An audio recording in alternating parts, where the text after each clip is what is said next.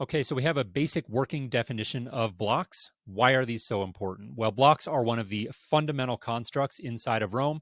And specifically, I want to illustrate that blocks are important because Rome allows us to create connections not just at the page level, but it also allows us to create connections down to the block level.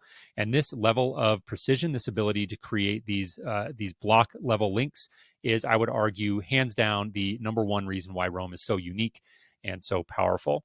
Now, if you're new to Rome, you might be scratching your head a little bit, wondering what all of that meant. And to illustrate that, we're going to zoom out in this lesson. We're going to get a little bit more abstract and theory based, and we're going to consider the problems of managing knowledge using traditional hierarchical structures. So, namely, folders and text documents, or file and folder systems for short. I'm going to use Google Documents in this example, but really understand that this could be any system that requires you to store information inside of a nested hierarchy, which frankly is just about every system out there on the market. So let's say that I'm on an astronomy kick. I'll jump over here to Google Documents. I'll go back one level, and you can see that I've got this astronomy folder here. If I double click on that folder, it'll open up, and you can see that inside of this folder, I've created two sample documents, one for facts about our solar system and another for facts about our moon. Now, I've got each one of these documents open here. And inside of each one of these documents, I have stored a list of relevant facts related to that specific topic. So all's well so far. This makes perfect sense. But let's say that I start to spot connections between the ideas stored in these different documents. So, for example, I've got a fact here that there are more than 200 moons in our solar system. And if I jump back to the moon document, I can see the moon is planet Earth's sole natural satellite. So clearly there's a connection between these ideas.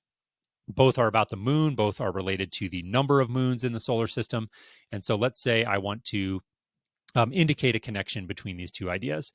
In this traditional system, I am very limited in terms of how I can do that.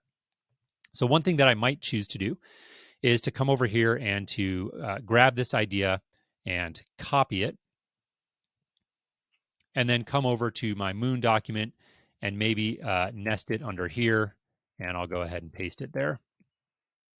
Now, it's probably intuitively obvious to you that this is not a great way to manage information, but I want to zoom in and talk about the three distinct problems that I see that this creates.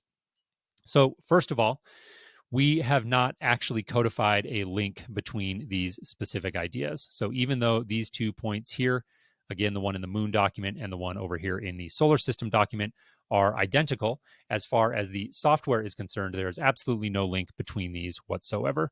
So one thing that I could do would be to come up here and grab the URL for this document and come back over here to my moon document. I'm going to right click on this line here and link it.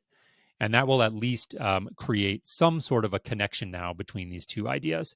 However, there is only a connection now created at the page level. So if I click here, you'll see this is obviously linking to the document facts about our solar system.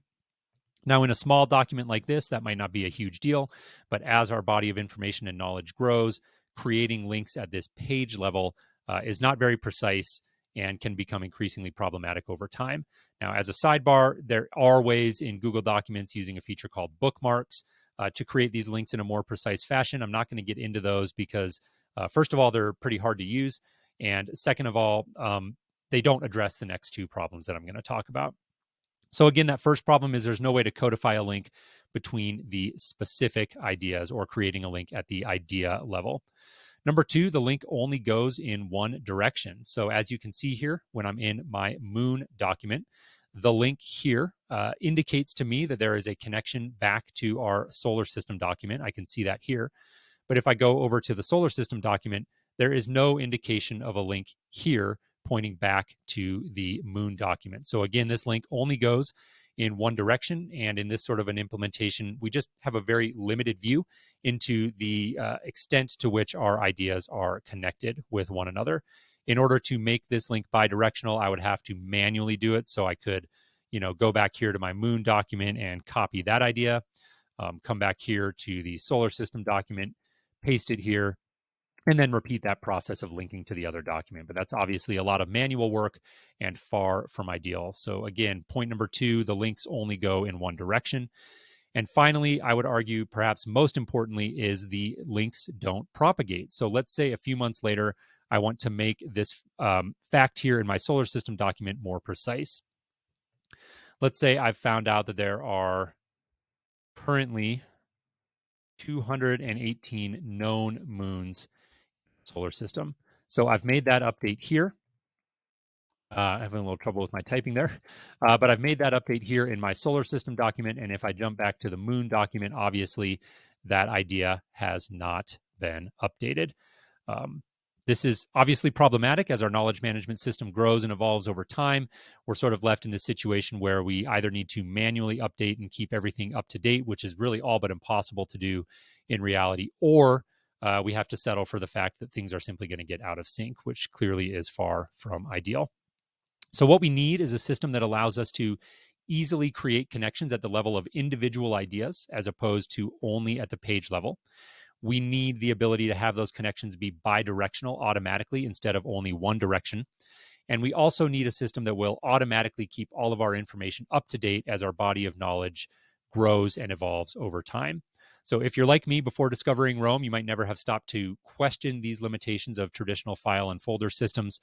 They're so embedded in the way that we interact with digital information that most of us haven't ever even stopped to think about it. As we continue this course, you're going to see how Rome's block-based architecture is uniquely positioned to address these limitations.